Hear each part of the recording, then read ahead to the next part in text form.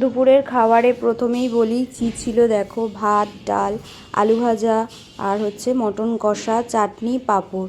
তো খাবারটা খুবই সুন্দর হয়েছিল। তো দেখো, মটনটা পুরো একদম সিদ্ধ হয়ে গেছিলো, খুব সুন্দর রান্না হয়েছিল। আর এখান থেকে ক্যাটারার্স নিয়ে যাওয়া হয়েছে। তো আমার সম্পূর্ণই মামা শ্বশুর করেছে, ছোটো মামা শ্বশুর। তো মামা শ্বশুরের বাড়িতে যে অনুষ্ঠান হয়, তো তারাই করেছে রান্নাবান্না, তারাই করে। তো এদিকে দেখো, সন্ধ্যাবেলায় রেডি হয়েছি, রেডি হয়ে বেরিয়ে যাচ্ছি। প্রচণ্ড পরিমাণে বৃষ্টি পড়ছিল, রাস্তা প্যাচ প্যাচ করছে কাদায়। তো বৃষ্টিতে একটু দেরি হয়ে গেছিলো বেরোতে। তো বিচের ধারে চলে এসেছি। দেখো, সেই শান্তি, সেই সমুদ্রের জায়গা।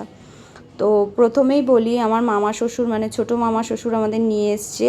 তো খাওয়া দাওয়া, ঘর মানে হোটেল টোটেল সব মামাই অ্যারেঞ্জ করেছে। তো খাওয়া দাওয়া বীভৎস পরিমাণে সুন্দর।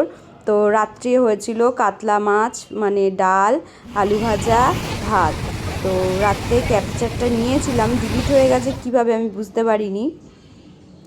তো দেখো, সমুদ্রের ধারটা এসে বসেছিলাম, এত শান্তি। তো এখানে সবাই মিলে বসেছিলাম। তো এখানে কার্পেট মানে টেবিল ক্লথগুলো আছে, সেগুলো কিনে পেতে সবাই মিলে এখানটায় বসে আরাম করছিলাম। আর আরাম মানে এত ভালো লাগছিল জায়গাটায় বসতে, বিচের ধারে। উফ, কী বলবো তোমাদের, তোমরা যারা এসছো তারা জানোই। তো একটু কর্ন কিনে নিয়েছিলাম, একটু কর্ন খেয়েছিলাম। তো দেখো, এটা সকালে নান করেছিল, নান আর আলুর দম, কাশ্মীরি আলুর দম, এটা কিন্তু নান। উফ, দারুণ হয়েছিল, এই খাবারটাও অসাধারণ। তো আজকের মতো টাটা।